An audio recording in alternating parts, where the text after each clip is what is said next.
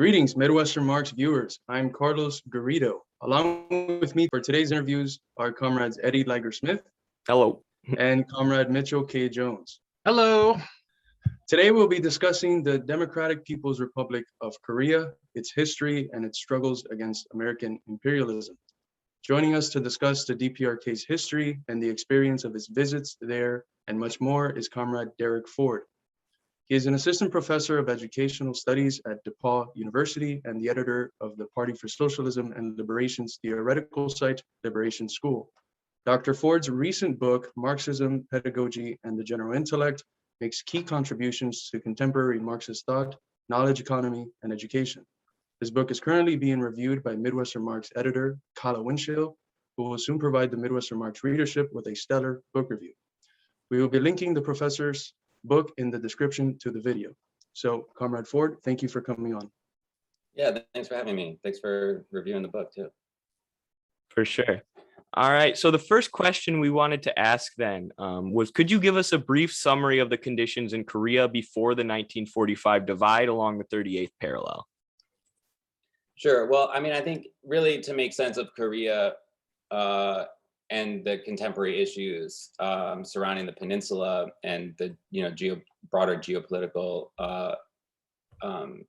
struggles right now, I think it makes sense really to begin in 1910, although that's when Japan's colonization of Korea was sort of formally,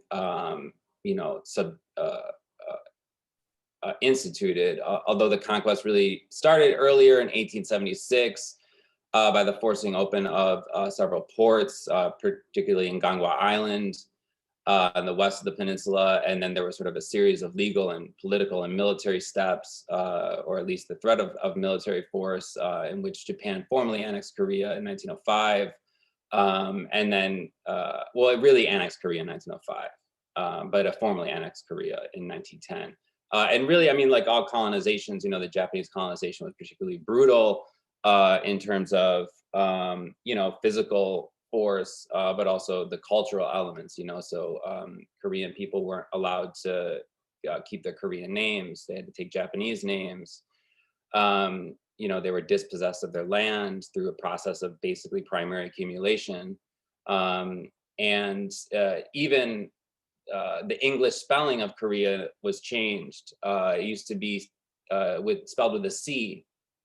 And after that, it became spelled with a K, so that it came after J in the English alphabet, which just goes to show you just sort of how insidious the colonization process was really, so Japan at the time was a growing industrial power, so it needed obviously raw materials, it needed cheap labor, and it was also had an increased sort of productive drive during World War I because European manufacturing was dedicated to the war pretty much, and the sort of roots of the Korean resistance, really are located usually around 1931, when Japan created a sort of a puppet state in Manchuria, which is where a lot of the Korean resistance fighters were, which is also where the Chinese resistance fighters were, who were also fighting against Japanese colonialism. And so, by doing so, Japan sort of inadvertently united the Korean and Chinese communists and the nationalists and the other sort of tendencies. There were some anarchist tendencies at the time. I mean, there were, of course, there were significant things that took place before then, like in 1919, there was a massive strike and protest movement across the nation that was violently repressed and defeated, and that was really the sort of the lesson of the need to take armed resistance in terms of the Korean liberation struggle, and then there was also the forced basically the kidnapping of Korean people who were brought to Japan as slaves. The Koreans call them forced laborers now. but it was basically a form of slavery, because again, right, Japan needed workers, and it wasn't going to build the productive forces in Korea. It wanted to keep those in Japan. So Korean laborers really built all of modern Japan, working the dangerous jobs for, the lowest pay, building the roads and houses, that still exist today. And then there was, of course, an extensive Japanese network of sexual slavery of Asians, and particularly Koreans, who were systematically, raped and beaten dozens, of times a day, when they became sick or they were too old, they were murdered, and these so-called comfort women came from, various places, Taiwan, the Philippines also. And of course, that's a struggle, like the Korean struggle that still isn't finished today. And there were ultimately about, I think 2 million Koreans who were kidnapped from Korea and forced to go to Japan. And these are issues that also remain unresolved. So but as a result, there's a Korean community in Japan that faces a lot of discrimination today. The struggle is also in Japan as well. So it was characterized, by brutal colonization, and then by, fierce and incredibly heroic resistance, right? That was organized in consultation with, sometimes under the direction of the Third International, the Comintern, the Communist International. And there were at times, divisions between obviously within the Chinese, right, movement, between the nationalists and the communists, who one time were fighting each other, but who, for a long period of time, actually, the Chinese communists actually put on the uniforms of the Kuomintang, which, imagine that. I mean, talk about strategic flexibility, right? Putting on the, you're shooting at each other, and then you put on the uniform later, right, and fight with them alongside them. And then there were some struggles, in terms of the subordination of the Korean struggle to the Chinese struggle under the direction of the Comintern. A lot of really, obviously, like any movement, especially an armed movement that lasts decades, a lot of contradictions, and navigating those contradictions and continuing to fight are really difficult things, and that's really what allowed or facilitated the coalescing of forces around Kim Il-sung eventually, after the liberation of the North, because of his ability to think and to fight and to organize amidst these contradictions. And this is where the Juche philosophy comes from. And at one point, the Japanese had a special Kim detachment that was just tasked with hunting down Kim Il-sung, because he was such an effective fighter, such an effective organizer. And interestingly enough, even he was celebrated throughout Korea, obviously, and even after the division, he was so celebrated that the dictatorship in the South tried to say that the current Kim Il-sung was an imposter, right? Because like this, he was so revered, and so they try to say, no, he's dead, this guy's an imposter. And I think it was in the middle of the 1970s when a South Korean scholar definitively proved that he was actually the real Kim Il-sung. And in South Korea at the time, people stood up and started cheering. They were so excited about that. Which tells you also that Korea was, a unified nation, right, for thousands of years, and in particular under the Chosun dynasty, which is really what a lot of the Koreans still call their language. It's not. I was corrected when I was in Tokyo with the North Koreans 2 years ago, I think it was, because I said Hanguga Gangbulol. Basically, I'm studying Korean. They said, no, Chosono. It's not Hangul. Hangul, it's Chosun. So I think that, I don't know if there's more that you want me to say in terms of. So that's kind of taking us closer now to the U.S. involvement and everything. So how did the separation of the country arise along the 38th parallel? And how did that set up conditions for the Korean War? And what was the role of American imperialism in the Korean War and prior to the Korean War? And then after the war, what effect did it have on the Koreans? Okay, you might have to remind me about the latter parts, but thank you. Yeah, it's a good question. So, World War II was like World War I in that it was an imperialist war. It was a war between the imperial powers over their territories for a redivision and repartition of the world, but it was obviously quite different in that the Soviet Union existed and served as a counterforce. And while the imperialists were warring against each other, they were also hoping that the Soviet Union would fall, to the Nazis. And it became clear that that wasn't going to happen, and that the Soviets were helping the, in the anti-Japanese colonial struggle,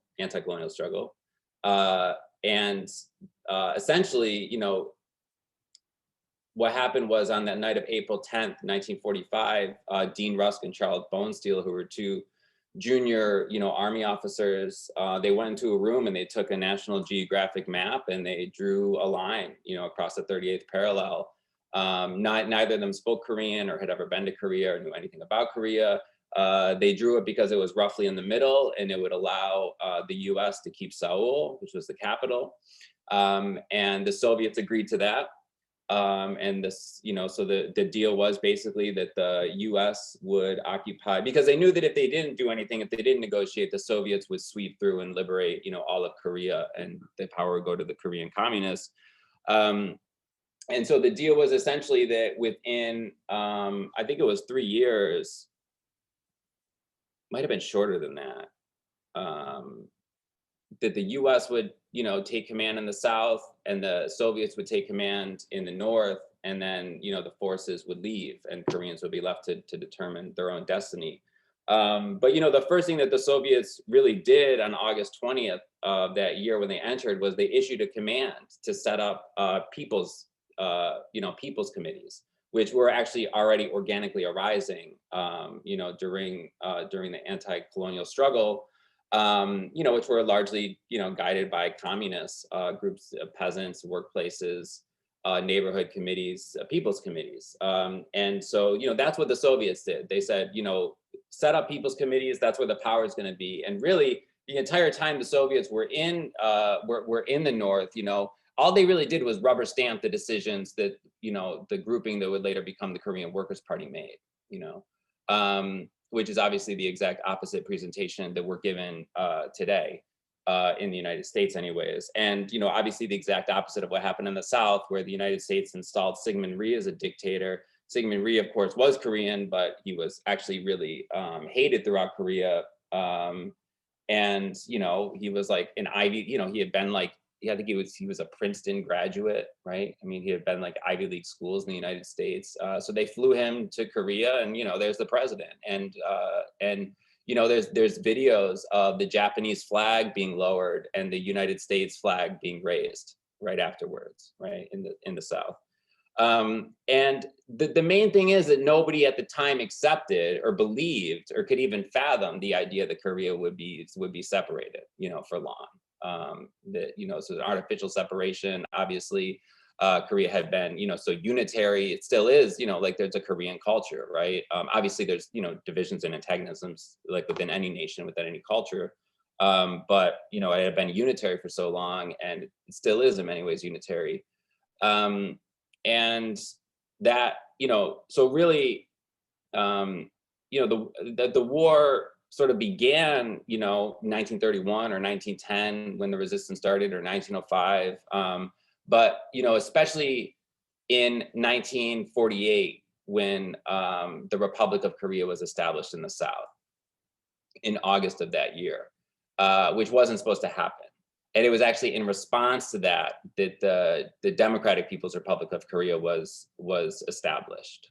Before that, the party didn't see itself as a state because it was only had part of its country, and so it was sort of the erection of the Democratic People's Republic of Korea was a response to the artificial proclamation of the Republic of Korea. And there were, obviously a lot of, as I said, contradictions in different groupings. The communists were clearly, in the leadership, but because Korea is between, what would soon become the People's Republic of China and the Soviet Union, there were a lot of different sort of political tendencies, even within the left, even within the communists.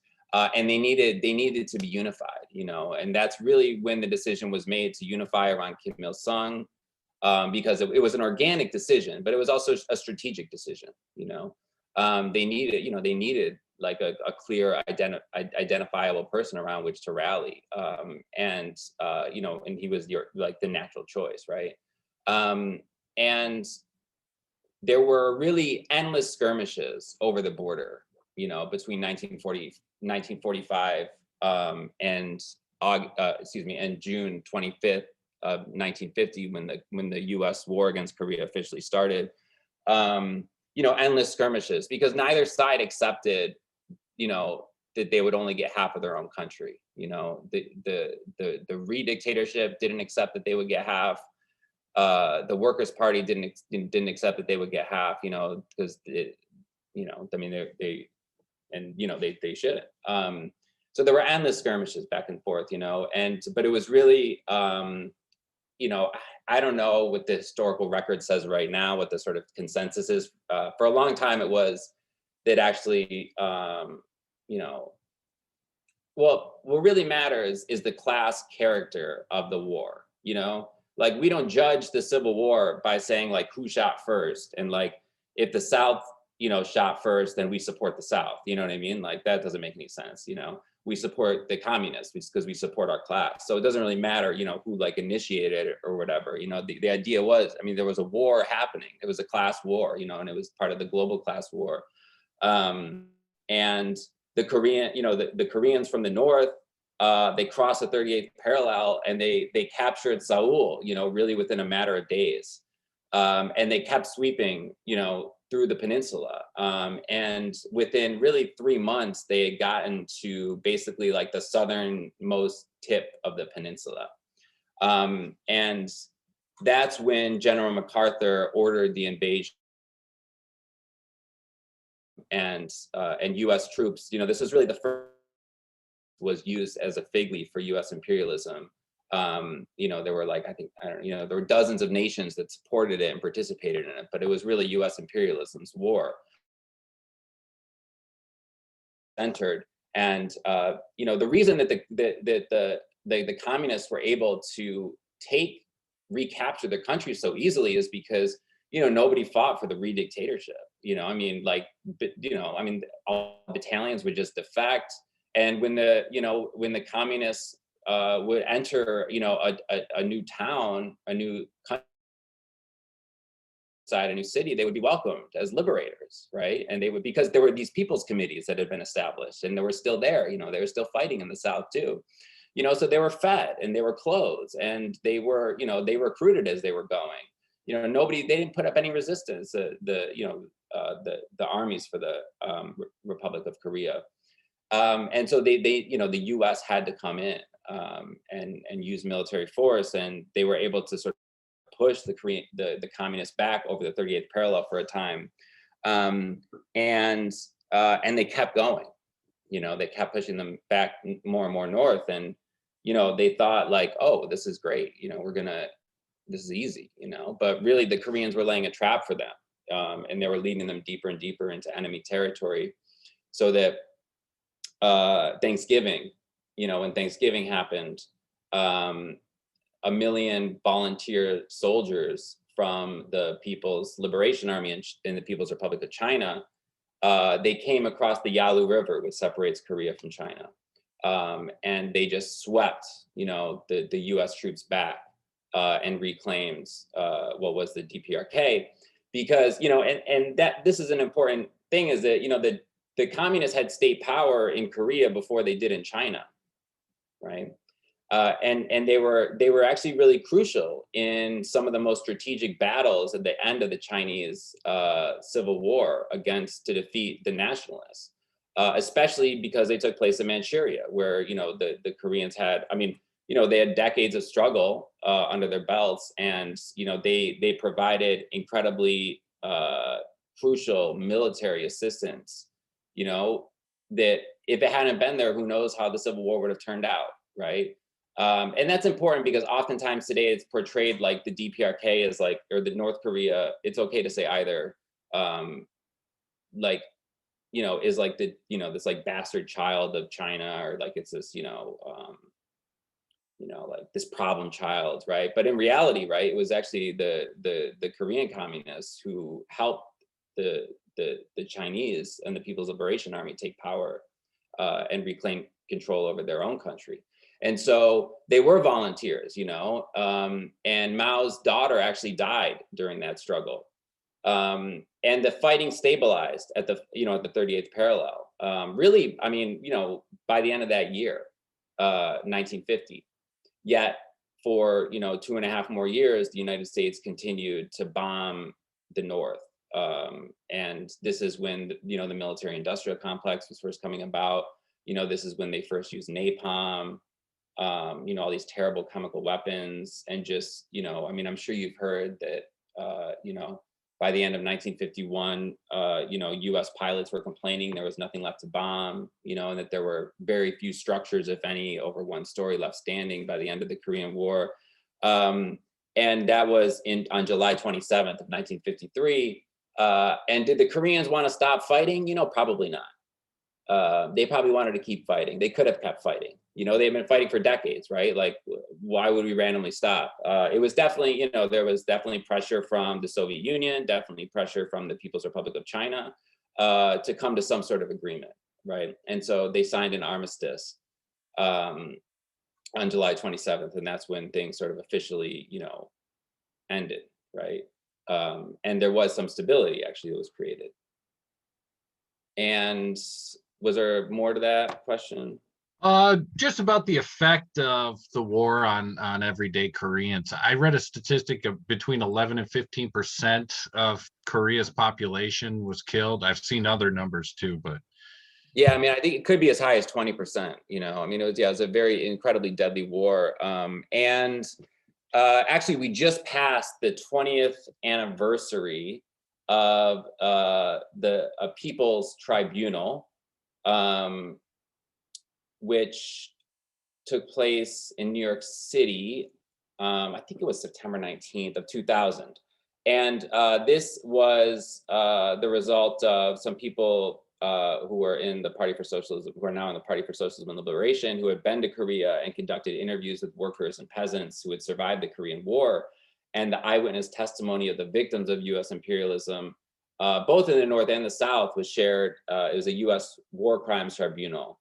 Hundreds of people came. The only people, of course, who weren't allowed to come were those from the North who had actually lost, their loved ones, who had lost their loved ones as a result of the bombing and the invasion. And there's still, in the same way that the people of Vietnam still suffer the effects of the war, the people of Korea do too, from the poisoning of the air and the water and the land, the poisoning of the people.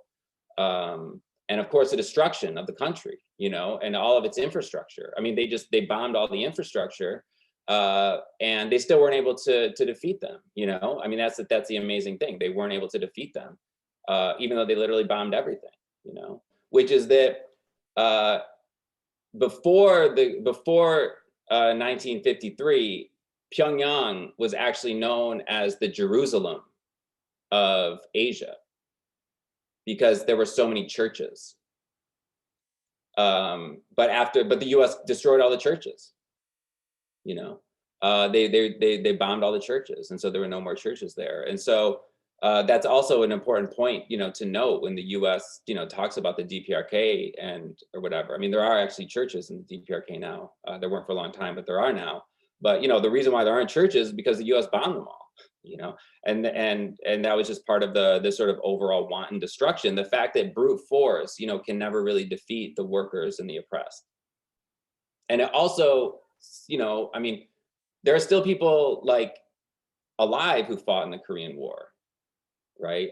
So, I know someone named Anhak Sak, who I've written about, and I've met with him, spent a lot of time with him several times, and he lives in the South, in the civilian control zone at the DMZ, and he was from the South, but when the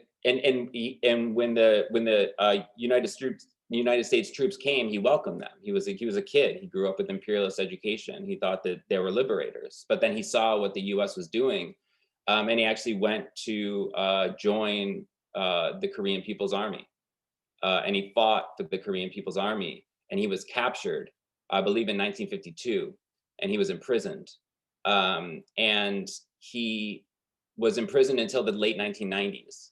I met him first when I think he was maybe 88 years old. He's, I think, 91 today. He was in prison for, decades. And the incredible thing is that he could have been released at any time. That they offered him, housing. They offered him riches and wealth. They offered him wives. They said, we'll find women for you to live with, right? All you have to do is renounce Juche. And he says, he didn't do that. That's all he had to do. He would have just had to sign a piece of paper that said, I renounce Juche, I'm not a communist. I pledge allegiance to the ROK, whatever. He could have been freed 1953, but no, he sat in jail for decades. And he's still in the South. And I asked him, because there was a time when there was, when he could have returned to the North. And if he returned to the North, he would have been like a hero. I mean, he would have lived a great life, right? I mean, people would have but he didn't do it. And he's still every single day he goes to protests. He's very close with a grouping called the People's Democracy Party of South Korea. Every day he goes to protests. And I asked him why he didn't do it, why he didn't go back. And he said, I came back to the South to free my country, and I'm not going to leave until it's free, And so that's the other impact of the war, right? On the people's consciousness, especially, the progressive people in the South and everybody in the North. I'm not gonna lie, I don't know about you or Mitch, Eddie or Mitch, but I got chills with that story. That's impressive. Imagine that sacrifice and that discipline, Yeah.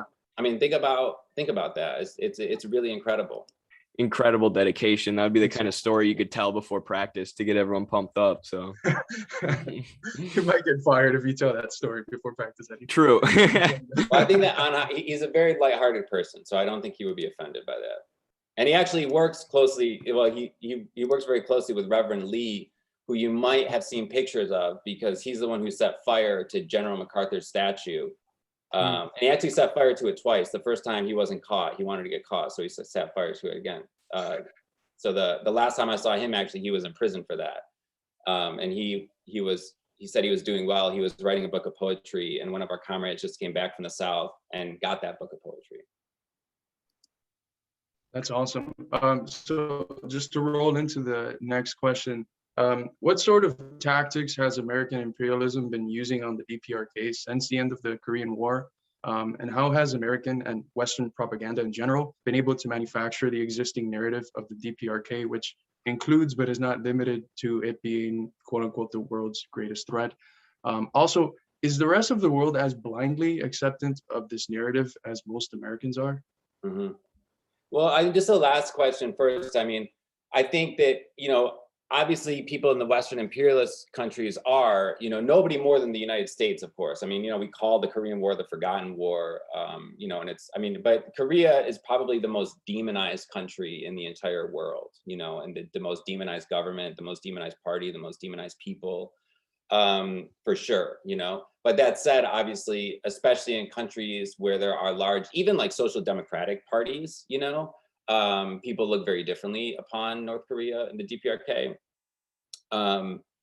But the propaganda here is powerful, and that's part of the tactics, right? I mean, so obviously the tactics were, included trying to, the Sino-Soviet split, was ultimately a tactic of imperialism, right? To try to overthrow the Workers' Party in the North, because ever since 1953, when they signed the armistice agreement, there's been an absolute consensus in the U.S. foreign policy establishment that the Korean government has to go, that the state has to be abolished, and that has to be absorbed within the Republic of Korea. And then there's really just debates over, how to do that, right? I mean, the only exception to that was Donald Trump, who, questioned that because he wasn't brought up in the U.S. political establishment. He was an outsider, and so he didn't sort of, and that was his, one of his greatest crimes, right? Maybe his greatest crime, according to the U.S. imperialists, not according to us, obviously. So yeah, I mean, economic sanctions, of course, the network of sanctions against the DPRK is so intense that, they can't even import graphite, like for pencils, or like lead, because it could be used for weapons, right? And the political war and the recruitment of defectors, people who leave. So, what used to be called the Korean Central Intelligence Agency, pays about $800,000 if people are able to leave the North and go to the South, which is a shit ton of money. I mean, there's a lot I would do for $800,000. That's a very enticing offer. And then, of course, if you're able to, become sort of a celebrity star and give these talks and these tours, you can make a lot of money. But it's not just about that. It's also the creation, really, of a shadow government that they want to establish for when the DPRK, they say, falls.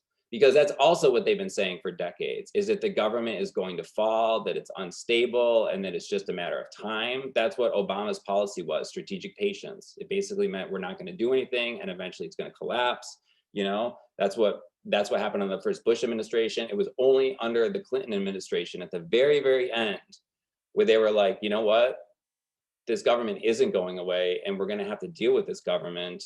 And that's when the rapprochement happened. And, the Secretary of State flew to Pyongyang. And, but then, of course, Bush was elected, or, was given the presidency, and that was overturned. So those are, some of the tactics. I mean, the propaganda war, the economic sanctions, the political sanctions, and the constant demonization and propaganda, the defector industry, which, by the way, no like scholar has taken any defector testimony seriously since like 2000, just because it's so unreliable. That Camp 14 book, that was published and made famous, the UN star, witness, fabricated his story, later admitted he fabricated it. So there's, nobody takes that seriously except for the US media, pretty much, and they publish anything, right? I mean, I remember a couple of years ago, they published an article saying that everybody in North Korea had to get the same haircut as with Kim Jong-un, right? You know where they got that story from? A South Korean like a tabloid, like a National Enquirer. They picked it up on the newswire, and they didn't know who it was from, and they just ran with it, and they retracted it, but obviously the retraction's like, in the back of the newspaper, so nobody pays attention to that. But just the fact that people would believe that shit. And I remember when I told that story once when I was in the South to people, and they were stunned. They were like, oh my God, like people believe that, And I mean, these are progressive people, of course, but still they were like, that's absurd, So think about the ways that we've been conditioned that the majority of the population would believe that something like that would happen. Like the government doesn't have anything better to worry about than like how people wear their hair. You know what I mean? Like they're under constant threat. So we should also include the actual military threats and the actual military interventions in the South China Sea, in East Asia more generally. The US occupation of Japan, which continues, the militarization of Japan. All these are tactics to try to overthrow the communist government in the North and try to prevent the liberation of the country finally. It's so routine. And I think, unfortunately, there's developed within the left in the United States, sort of unfortunate tendency to mirror that. And I think there's also a counter tendency that sort of overcorrects for that, that sort of, takes anything that, comes out of the DPRK's official outlets as like sort of gospel or something like that, rather than having a sort of independent assessment while at the same time, defending the DPRK, not just as an independent state, but as a socialist state, right? As a state where the workers and the peasants are in control, as a state that is organized around the people's needs and not profit. And that's, ultimately that's the truth. And that's the most important thing for us to present to people. Obviously to people on the left, that's what we have to present to our friends and our family too. Even if they're not socialists, we need to defend the DPRK as an independent state that's allowed to do what it wants to do, and they should have the right to self-determination, and it also has a right to reparations from all the wrong that the U.S. has done, and oftentimes when you point that out to people, the sort of sheer hypocrisy of it, you say, well, what if the war games, right? The full eagle exercises, for example, right, that take place. I think those are the ones in the fall. There's also war games in the spring, that include the simulated destruction, the simulated decapitation of the government, that include literally flying and dropping dummy nuclear weapons off the coast of Korea. If you're in the Korean government, if you're in Korea, you don't know if that's a drill or not, right? Just because they say it's a game and it's a drill doesn't mean that it's a drill. Any time it could actually be. And so think about living like that under that immense pressure, and that's all to try to get the people, to sort of overthrow the government, or to protest, or to create divisions within the different factions, the military or the party or the state. These are all myriad tactics of U.S. imperialism that operate, within the U.S., within Korea, within Japan also, and within the South too, right? So that's the other major thing. One is that the U.S. doesn't really want Japan to totally militarize because it wants to be dominant, and it's worried that if Japan militarizes, it can become close to South Korea, it can become close to China, because it's in its own economic interest too, actually, right? And it's in Japan's potential interest too. China's doing much better than the United States. It's much closer, right? It's also in South Korea's interest to be closer to the north, and to be closer to China, to be closer to Japan. Even the construction of the railway, from the south to through the north into China, would be incredible. So the U.S. doesn't want that to happen. Obviously they want to overthrow the government in China as well. Those are all, again, these are just additional tactics of imperialism against the DPRK. It's incredible that it's been able to survive so long. It's really a testament to the people's consciousness, to their organization, to their social structures and their systems. For sure. I think that was a great explanation of like the warfare that Korea's been under constantly, even since the Korean War, which is something I've noticed not a lot of Americans are aware of, including interactions I've been in, with high profile internet commentators saying that, acting like we were crazy for saying that Korea is still under warfare, still under, the brunt or the boot of imperialism, are still being targeted by the US. So yeah, I think it's really important there to describe the various ways in which the US does that. So thank you for that. And ever since, we've crushed them under embargo and left troops at their border, keeping them in a state of constant warfare. People who say that are just tankies. Wait, hold on. North Korea is also responsible for that state of constant warfare. North Korea does illegal nuclear weapons tests and threatens their neighbors constantly. Wait, hold on. Wait, are you suggesting America is responsible currently, like exclusively responsible for North Korea's political isolation? They maintain it deliberately because they know that their state can't exist unless they're engaging in the preconditions that would allow it to be propped up by China. And you've already spoken about it quite a bit, your time spent in the DPRK, but could you tell us more about that? What actually inspired you to go? How long were you there? And how did your experience living there and spending time there challenge the narratives you had been told about Korea in the US? Mm-hmm. So I organized a delegation. We started a grouping in 2015 called Korea Peace Tours. And the idea was that, we would start bringing people to Korea to see it for themselves, because you can't really know a country or a people unless you sort of go there. Obviously I'm not talking about some argument, taken to the extreme, but I'm just saying that, the reason that we're so liable to all this, manipulation and propaganda is because nobody knows anybody who's been there, like you can't say that stuff about other countries because people be like, well, my cousin did a semester abroad there. He didn't say anything about that. Or, you know what I mean? Like my mom's best friend is from there or something like that. So the cultural and the social isolation is so key. And that's really the first step to fighting it. And so we organized a delegation of about 15 people. I wasn't part of it at that time. And we spent, they spent 10 days there. And we organized, so I organized another one in 2017. Sorry, I can't believe it was in 2017. Yes, in August, through Korea Peace Tours. And there were 4 of us from the United States that went, and then a comrade who's in the United States, was actually born in the South, but is not allowed back there right now. Keel Chung, Professor Chung, who's the only person born in the South to ever teach at Kim Il-sung University in Pyongyang, which is like, the Harvard of the most prestigious school in the North.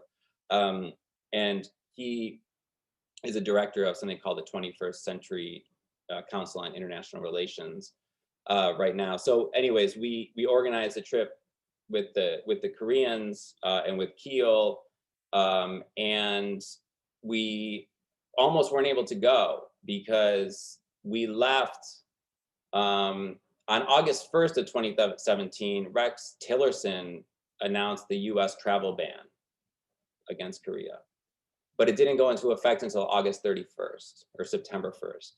So we went, and the Koreans actually didn't think we were gonna come. They were like, no, they're not gonna come, because that was also when Otto Warmbier had died a couple months earlier. That was in June. So people were, a lot of people were really scared. And, there was a big demonization push against Korea at the time.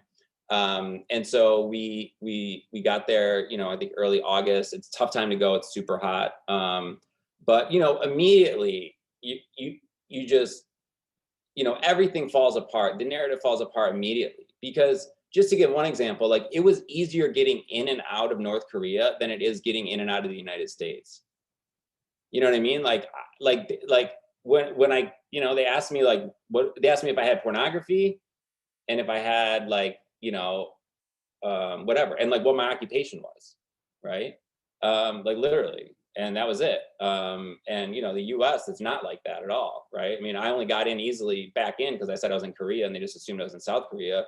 And of course, the Black member of our delegation was detained when he was flying back. So that just gives you an example, of how sort of, I mean, we were going, we had historic links to the people and the struggle there, and the movement. So we were going in a position of sort of respect and, comrades. They knew we were comrades.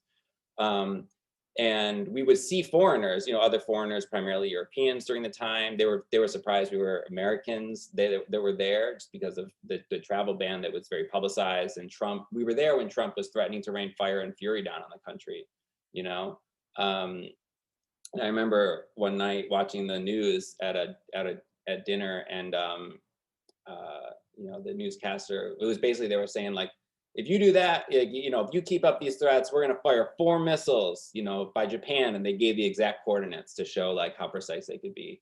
But, it's scary. That's how they live like every single day, So while we were there, though, we were able to spend time with students and professors and peasants and workers, government officials, military officials, leadership in the Korean People's Army, representatives from the state and from the party, and cooperative farmers, healthcare workers, and we were able to visit, the farms and research institutes and the universities and the libraries, visit people's homes. They welcomed us into their apartments, new apartments that had just been built in Pyongyang.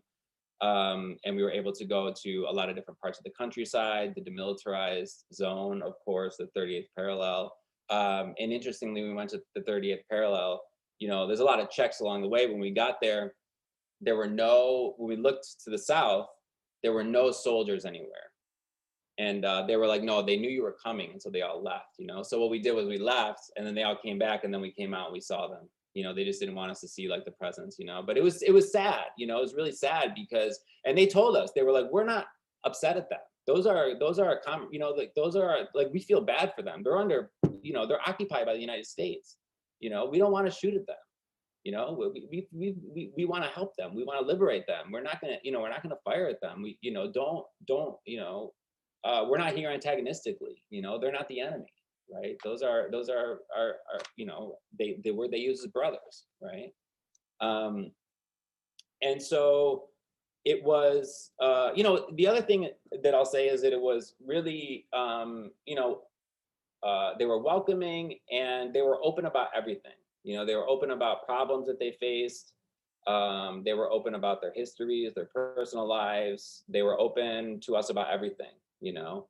And like, for example, when we went to the Sinchon Museum of US War Crimes, which was newly built, you know, like they told, you know, the tour guide there was like, look at, like, you don't even have to believe what we say. All we want you to do is just try to see things from our perspective. Like, that's all they wanted, you know, try to understand, try to see, you know, what they've gone through. That's really all they wanted. You know, it was like, you know, the idea that these are like propaganda tours are just outrageous.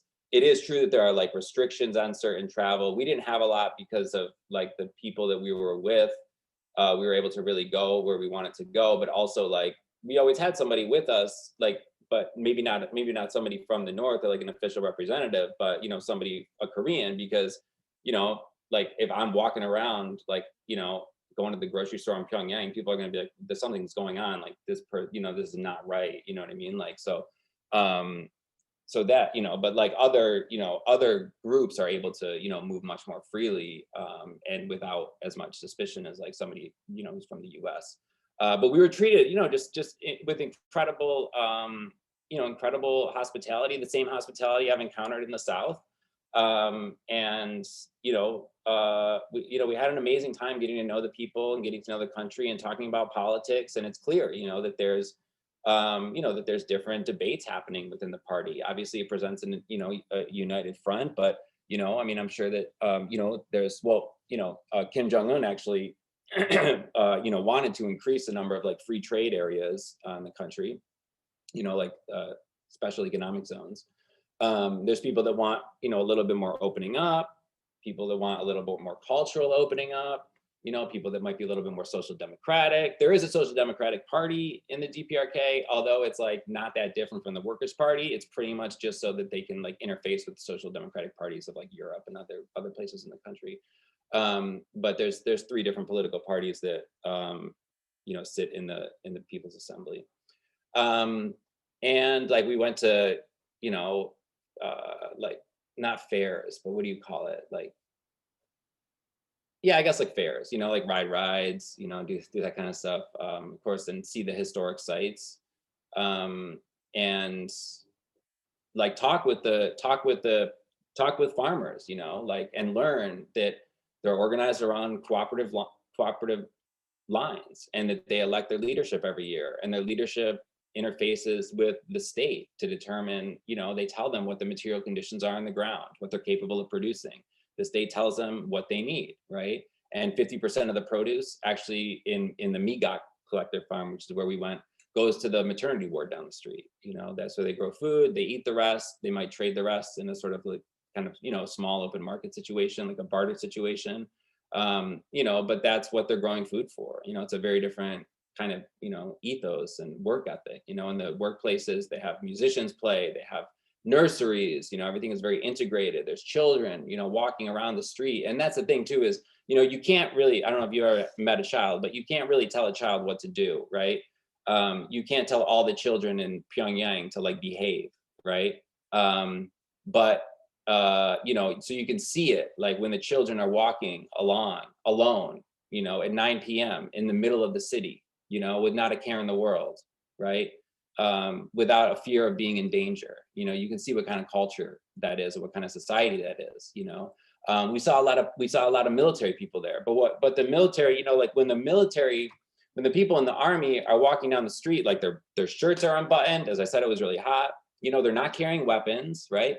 and it's not like people like avoid them or look down, you know? I mean, if you see, like if you're in New York City, which basically is just like militarily occupied all the time, you know, like they're on the corners, it's unbelievable, the police or, but you know, the hybrid military police, you know, like, I mean, you know, you're like looking down, you don't want to draw attention to yourself, you like cross the street, you know, they don't do any of that. They wave, they say hello, you know, because the army is out, like they're building houses, you know, they're planting, you know, crops, planting trees, things like that, you know, and also like people are in the army. And so everybody knows somebody in the army. And so it's not like it's a separate entity, you know, it's part of society, right?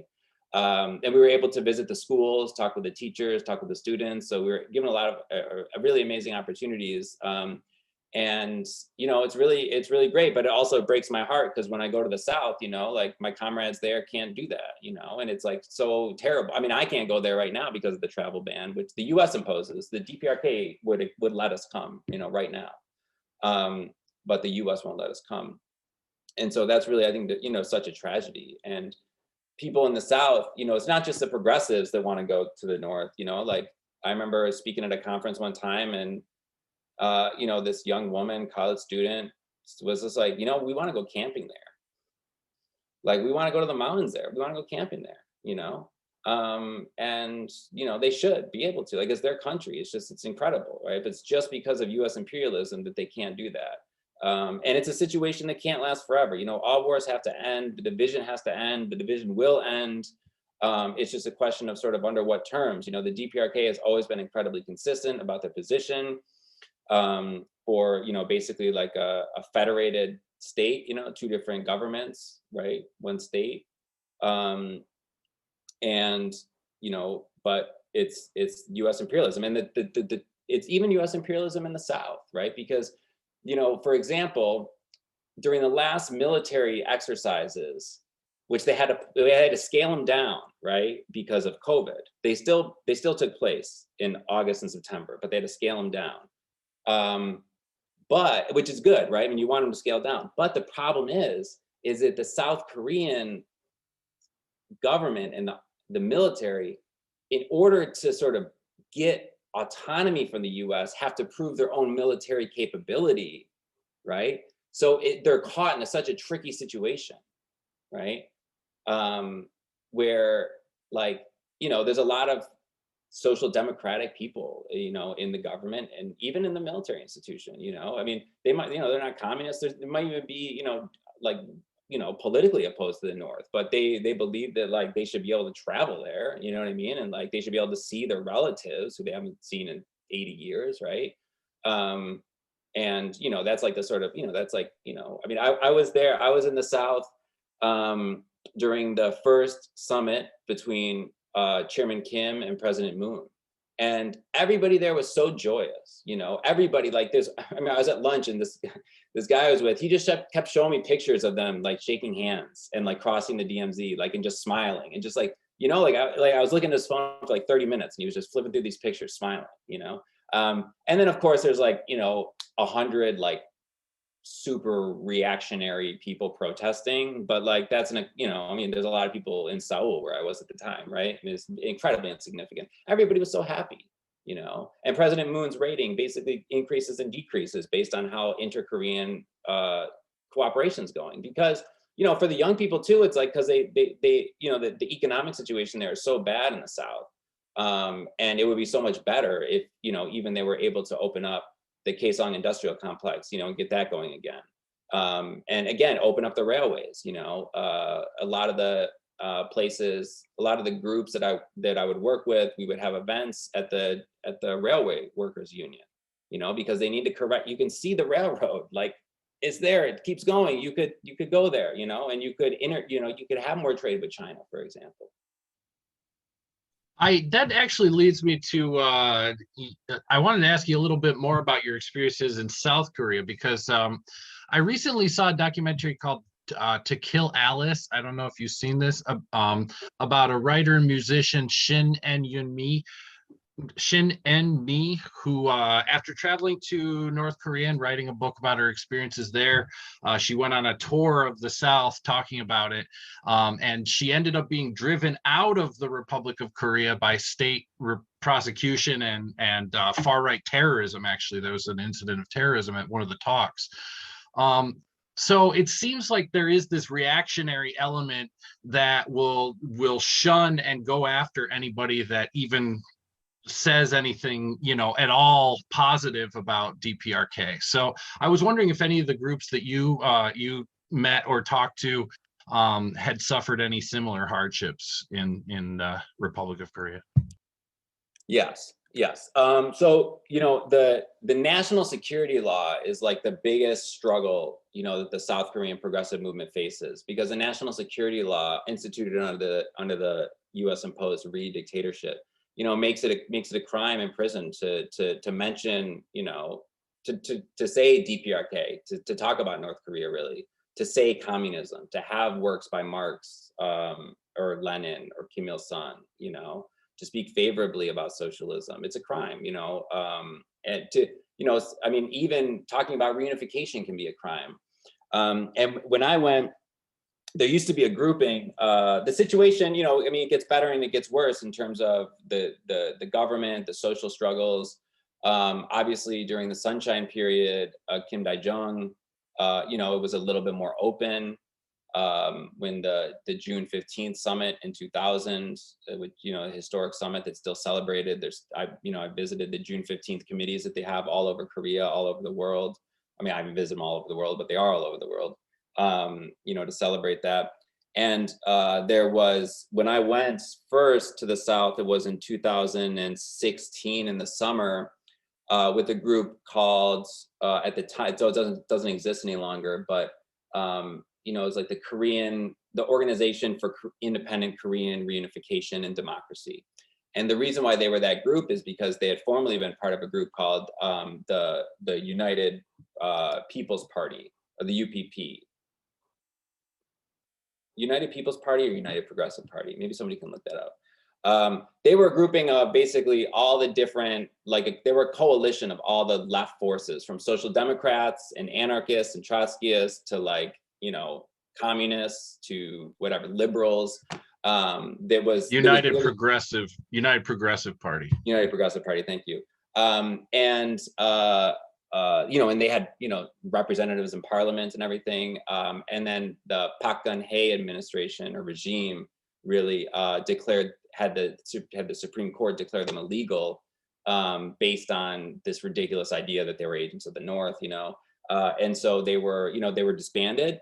Their parliamentary officials were arrested. Their membership was arrested. Their offices were raided. They were driven underground. They were disbanded, right? And it was a real blow to the movement. So this new grouping had arisen, and they had the first time I was there,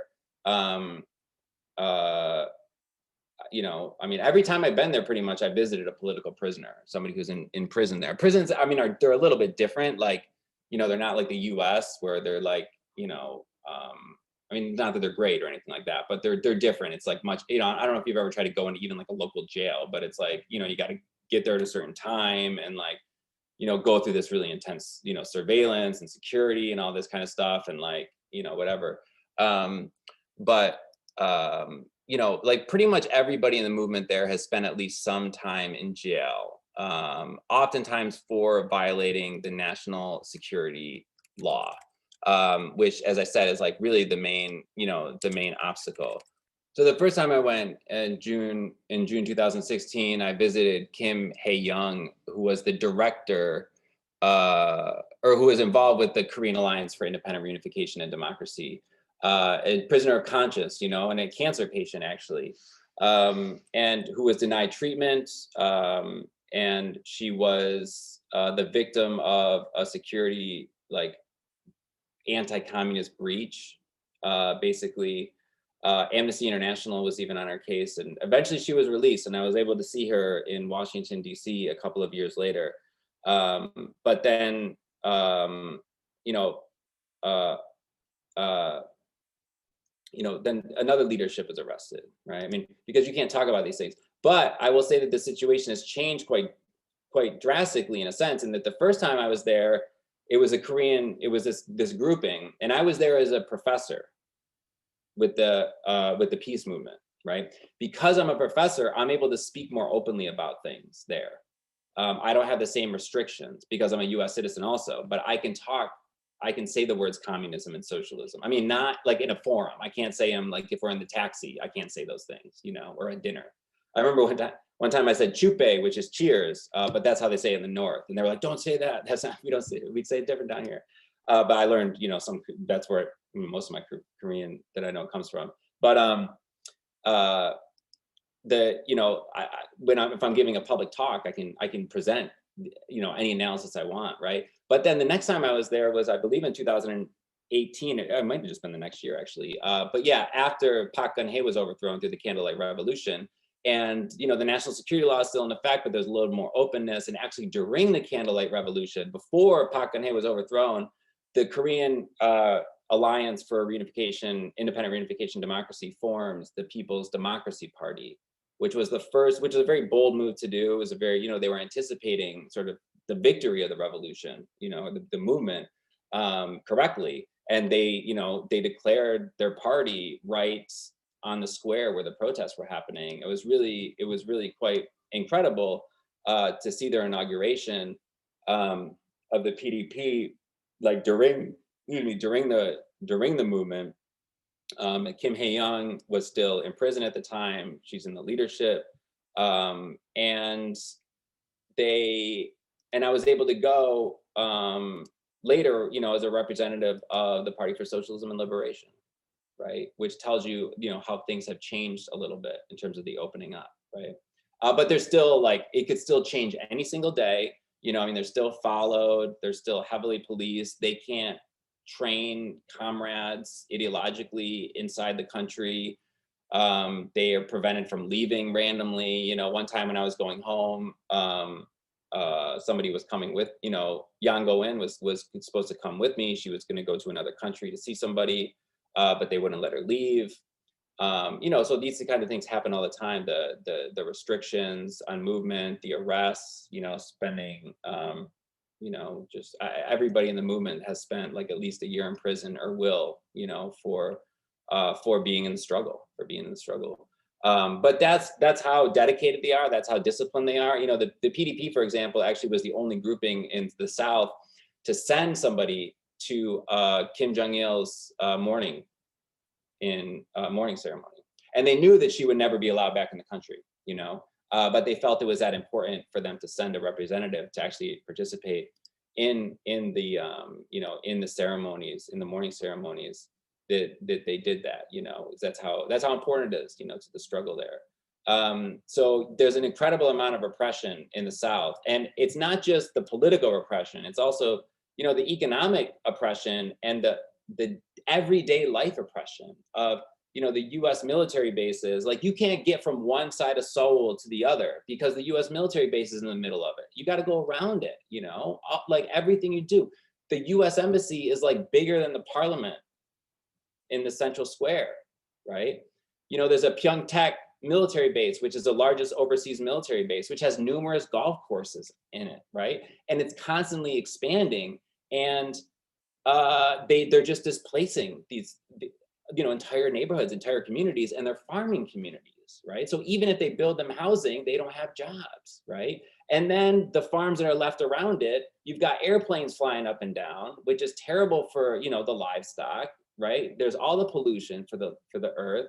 So there's just so many aspects of daily life. And then there's, of course, the cultural colonialism, you know, colonization, where, you know, the language has been sort of anglicized. There's a lot of English. There's, you know, US corporations are around.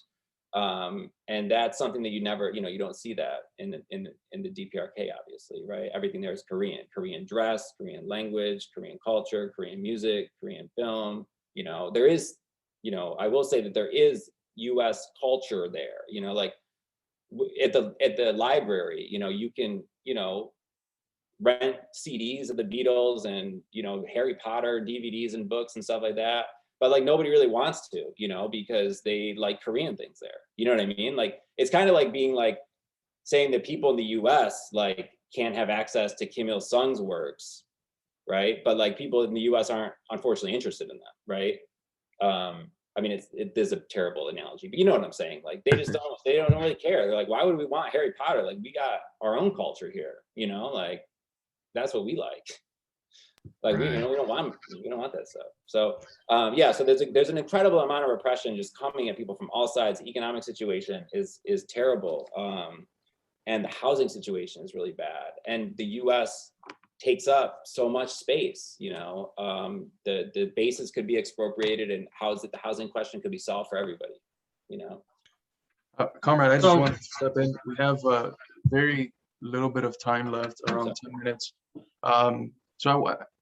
It's a difficult question, but do you mind differentiating or telling us what's sort of different about Juche from other mainstream forms of Marxism? And if you could do that in less than 5 minutes, which I know is a task, that would be great.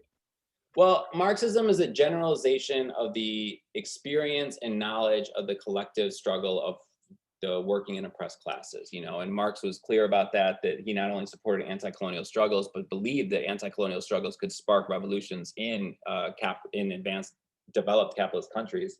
And then Leninism, you know, was the sort of the development of Marxism in terms of organizational forms, strategic flexibility, tactical flexibility, alliances, you know, the sort of application of it. And Juche is the application of Marxism and Leninism within the Korean situation, you know, within the Korean Peninsula and the history of it. It really came about though, you know, there's a famous speech, I think December 28th, 1955, about establishing Juche in ideological work. And really a lot of it had to do with the fact that was during the Sino-Soviet split. And there were factions inside the party that wanted to, you know, follow China. There were factions that wanted to follow the Soviet Union, not just politically and economically, but also even culturally, right? Who felt like they should adopt Soviet style, you know, art and aesthetics, right? And so Kim Il-sung developed Juche as a way to like reassert the centrality of Korea and maintain independence between these two powers. And so to work with both of them without taking a side, you know, in the same way that we in the US support the DPRK, you know, and its social system and defend it without necessarily having to do everything and agree with everything that they ever say, right? That's what Juche is for them. And that's really was the main purpose of it, you know, and continues to be the main purpose of it. And that's why, you know, who are the countries who did that? Well, Cuba and the DPRK, and who survived the overthrow of the Soviet Union and the, you know, socialist bloc. Cuba and the DPRK, you know, I mean, the People's Republic of China did too, but very vastly different circumstances. But I mean, I think that that's really it. I would say that there are, you know, I mean, you know, Juche means subjecthood. That's a translation that I encountered, and when I was there, it was affirmed that that's a better translation than self-reliance. And it just, you know, it's about being a subject of history, right? And that's what Marxism is, right? You know, history begins with communism, right? History begins with the struggle, and it's about the subjects of history, you know, becoming the subjects of history and no longer being subjected to the dominators. Revolutions are the locomotives of history. We had more questions about, I was going to ask you about Paulo Freire and his 100th anniversary, which was celebrated recently, but we'll have to get you on again to talk more about critical pedagogy and that aspect of your work and your research. But thank you very much, Derek, for coming, and we really appreciate your conversation. Yeah, thanks for the questions. I appreciate getting to know you.